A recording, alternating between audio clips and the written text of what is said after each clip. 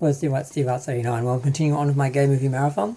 I just watched The Adventures of Priscilla, Queen of the Desert, so of course I had to follow that up with To Wong Foo, Thanks for Everything, Julie Newmar. Why? Because it was a knockoff. The Australian film was first, of course. They got the idea from that.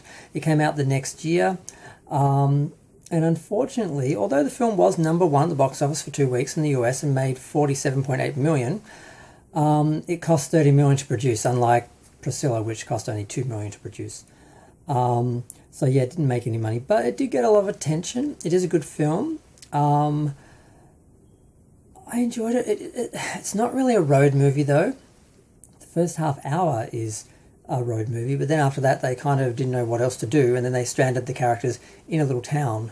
Their car breaks down, and unlike Priscilla, whose queens got rescued by Aboriginals in the wilderness, they just get stuck for the weekend in this town, and they sort of get to know the townspeople, and they,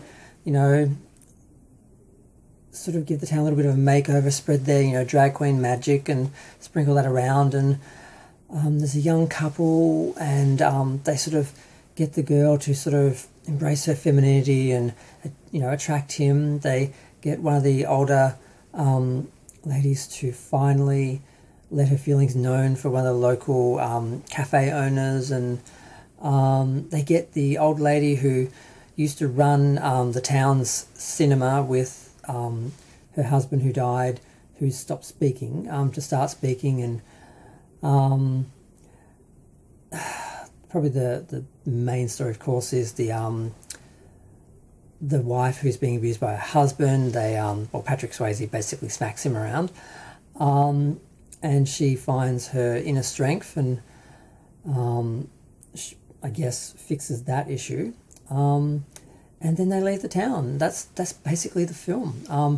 Why they're on this road trip, of course, is at the start of the film, which is quite fabulous and well staged, they have a drag queen competition, and of course, RuPaul appears as last year's winner, who has to basically give the crown away to the new queen, and this time it's a tie. Patrick Swayze and Wesley Snipes' characters, they basically win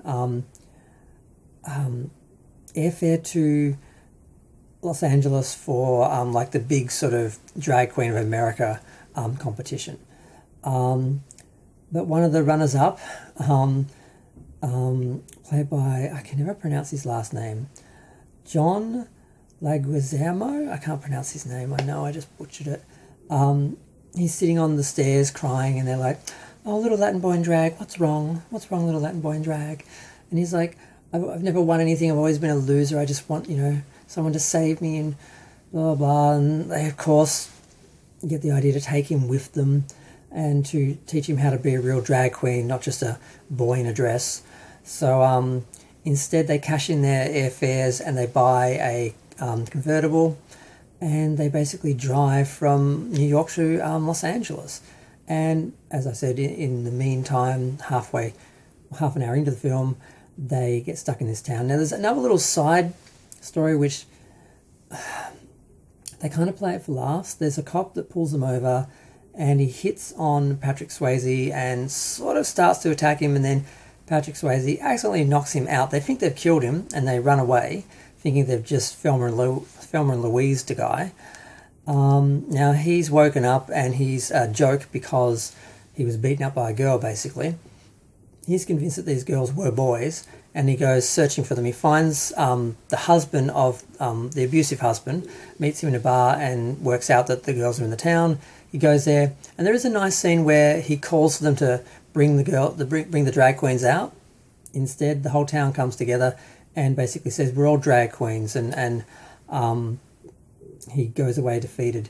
And this was during their one big sort of thing which they do each year, which is like a strawberry festival where they all bake strawberry pies and cakes and things like that. And this time they zhushed it up a bit, and that's sort of the big sort of end scene where everyone's together for that. And the wife confronts the husband, who of course there was to help the cop, and the cop goes away defeated and humiliated, and played a little for laughs, but the message is there, I guess, the examples are there. And then they go off to Los Angeles, and of course their protege wins and gets crowned by the statuesque Julie Newmar. And then Cyndi Lauper's gay version of Girls Just Want to Have Fun plays over the credits, and they all live happily ever after. It's a good film. Not original. Kind of slows down when it's in the town. Doesn't really fulfill its potential as a road movie, really. I think they could have helped different people along the way and had it been more feeling like a journey. But overall, it is fun. I did enjoy it. I always enjoy it more than I think I'm going to. I should watch it more. But I'm going to go. Feel free to share, like, comment, subscribe. Let me know what you think of the film. If you've seen it, if you haven't, I would see it. It's definitely, it's a classic. It's got a lot of great moments, including Robin Williams, who makes a cameo. And it's the first time I've seen him on screen since he committed suicide. I haven't been able to watch a film that he's in. I didn't know he was in this, so it's still nice to